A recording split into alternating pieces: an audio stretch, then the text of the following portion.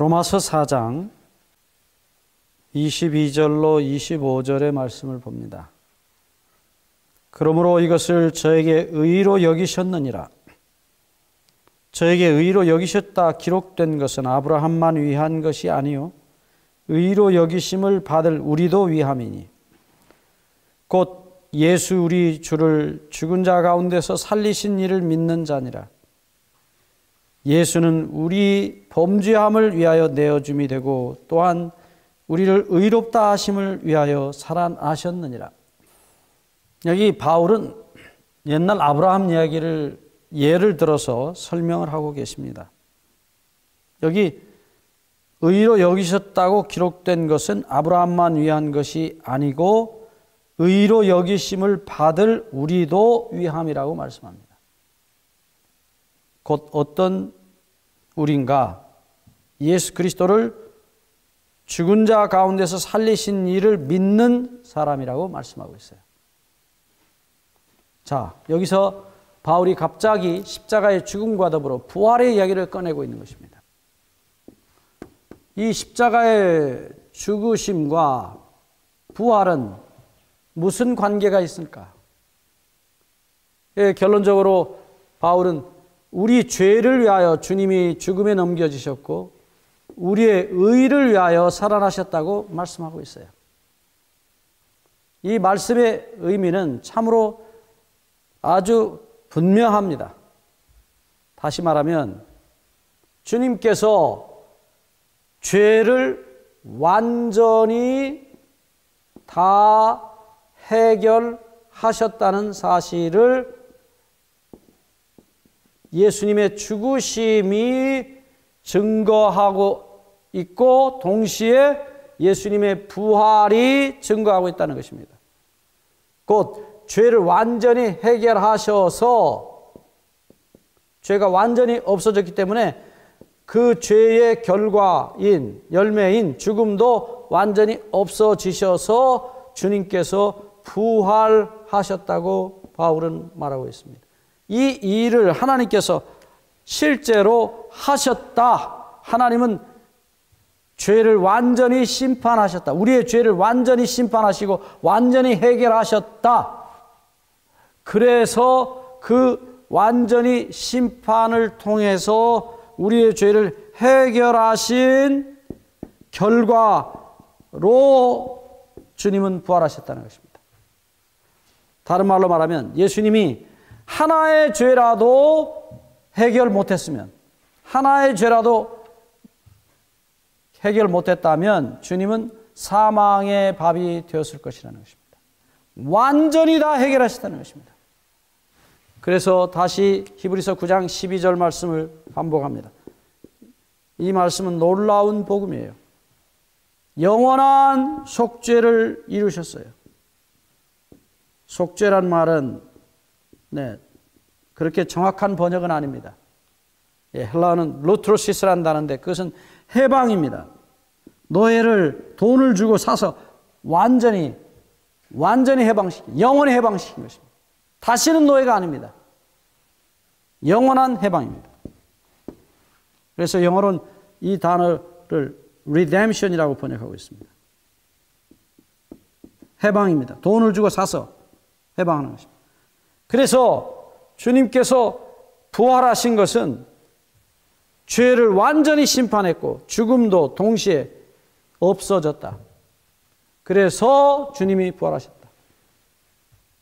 이 부활하신 예수님은 우리의 죄를 완전히 해결하셨기 때문에 이제는 우리를 용서하시고 당신이 평생 사셔서 또 죽으시면서 이루신 율법의 의의를 우리에게 나누어 주시기 위하여 그가 부활하셨다고 말씀합니다.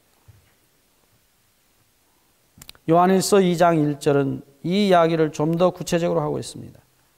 만일 우리가 죄를 범하면 하나님 앞에 의로우신 분이 한 분 서 계신다. 의로우신 대언자라는 말을 요한은 하고 있습니다.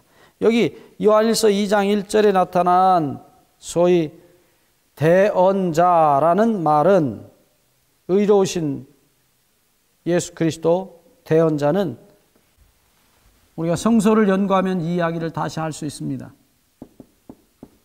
대언자. 예. 본래 말 파라클레이토스라는 단어입니다. 헬라어입니다. 파라클레이토스. 파라클레이토스라는 이 단어는 파라는 옆에, 클레이토스는 불려온 자란 뜻이에요. 옆에 불려온 자. 아들이 어디 가서 불장난 해가지고 그 집을 그냥 완전히 불을 다 태웠어. 없애버렸어요. 적어도 3억짜리 집입니다. 그러면 그 돈을 누가 갚을 것이냐? 아버지가 아이 옆에 와서 서서 제가 다 갚겠습니다. 소위 이 파라클레이토스를 그 당시 헬라 사람들이 쓰던 용어로 법정 대리인이라고 말합니다. 요즘에 법정 대리인, 이것은 그 사람의 죄를 내가 다 해결하겠습니다. 법정에서 다 갚겠다는 법정 대리인입니다. 아버지가 주로, 부모가 주로 법정 대리인이 됩니다. 그런데 예수님이 하늘에 승천하셨는데, 하늘의 성소에 계시는데 그가 우리를 위하여 대언자가 되시겠다. 파라클레이토스, 법정 대리인이 되시겠다는 말씀. 왜요? 이미 십자가에서 우리의 죄값을 완전히 영원히 다 갚으셨어요. 그래서 하나님 아버지 앞에, 공의의 하나님 앞에 심판을 받아야 될 우리 죄인들 대신에 이미 우리의 죄값을 다 갚으신 주님께서 우리를 대신하여 법정 대리인으로 서 계신다. 너무 염려하지 말라고 요한이 말씀합니다. 그런데 그 대언자를 예수님을 의로우신 예수 그리스도라고 요한은 말하고 있습니다. 바로 의라는 단어입니다. 의로우신 대언자. 네, 이 파라클레이토스라는 단어는 사실은 우리 한글 성경에는 예수님이 말씀하셨던 보혜사라는 이름과 같은 이름입니다. 예수님께서 내가 너에게 보혜사를 보내겠다. 요한 14장 16절에 진리의 성령, 곧 보혜사라는 표현을 씁니다. 이 성령님 또한 우리를 대신해서 우리 곁에서 항상 예수 그리스도의 용서를 우리에게 보여주시고, 우리를 고발하는 마귀에게 예수 그리스도의 영광을 나타내시는 자로 오셨어요. 법정 대리인입니다. 이 땅에서 우리의 마음속에 함께 계시는 법정 대리인입니다. 우리를 위로하시는 자입니다. 우리를 변호하시는 자입니다.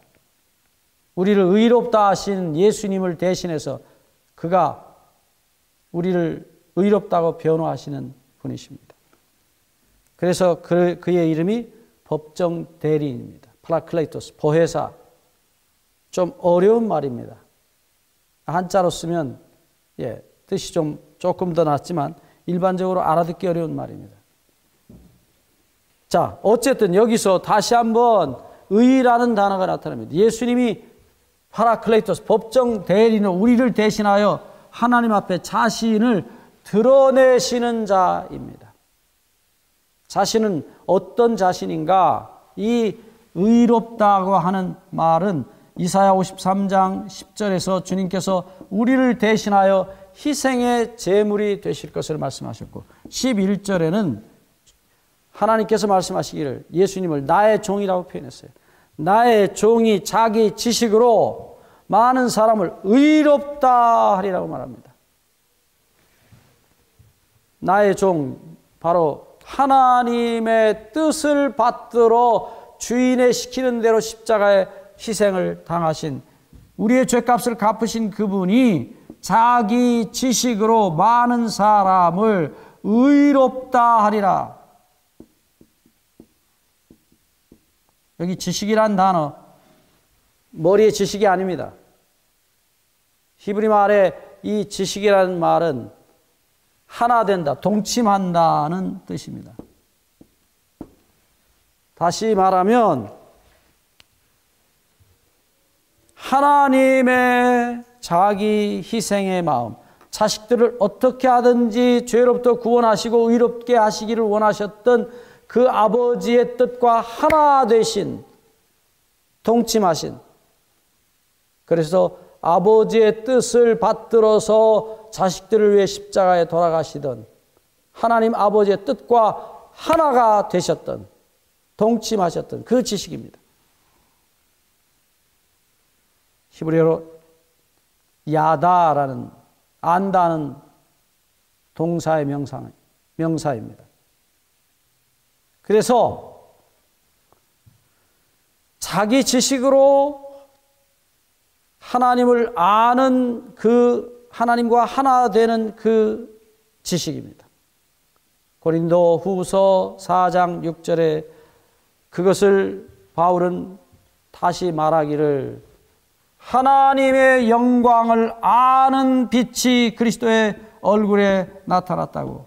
네, 하나님의 영광과 하나 되는, 하나님의 영광은, 영광이란 단어는 자기 희생의 사랑입니다. 하나님의 재산입니다. 영광, 본래 말입니다. 영광, 재산, 많다는 뜻입니다. 하나님의 영광을 아는, 하나 되는 그분의 사랑의 희생의 마음과 하나 되셨던 빛, 하나님의 영광을 아는 빛이 예수 그리스도의 얼굴에서 비쳤다고 말씀. 이 빛이 무엇입니까? 바로 십자가에서 돌아가시던 예수님의 얼굴에서 나타났던 자기 희생의 사랑의 빛입니다. 아버지 하나님의 자기 희생의 사랑과 하나가 되셨던 바로 그 빛이 희생당하시던 우리 주님의 얼굴에서 비치던 빛입니다. 그 빛으로, 그 하나 되는 지식으로 우리를 의롭다 하시겠다고 말합니다. 우리 아버지 하나님과 예수 그리스도의 유일한 소원과 그들의 유일한 간절한 소원은 우리를 죄로부터 구원하셔서 영원히 죄가 없이 만드는, 의롭게 하시는 것이 오직 우리 아버지 하나님과 우리 주 예수 그리스도의 소원이었다는 사실입니다. 이것을 어찌 우리가 본능적 사랑이 아니라고 말할 수 있겠습니까? 자식을 위해서는 어떤 희생도 마다하지 않는 오늘 우리 인간 부모들에게 주셨던 그 하나님의 유전자, 본능적 사랑의 유전자가 아니면 어떻게 그렇게 하실 수 있겠습니까? 십자가도 채찍도 대못도 보이지 않았습니다.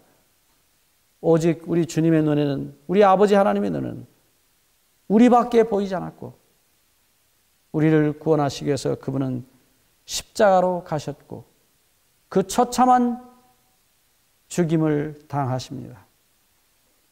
그것이 그분의 의이신 것입니다. 그래서 예수님이 우리를 위해서 돌아가시는 것뿐 아니라 우리 자식들에게 당신이 이루신 그 의를, 율법의 의를, 율법의 요구했던 본능적 사랑을 다 이루셔서, 그 율법의 요구를 다 이루셔서, 의를 이루셔서 우리에게 주시기 위하여 부활하셨다고 말씀하십니다. 놀라운 사랑입니다. 이 사랑이 우리의 가슴 속에 영원히 머물게 되기를 바랍니다. 감사합니다.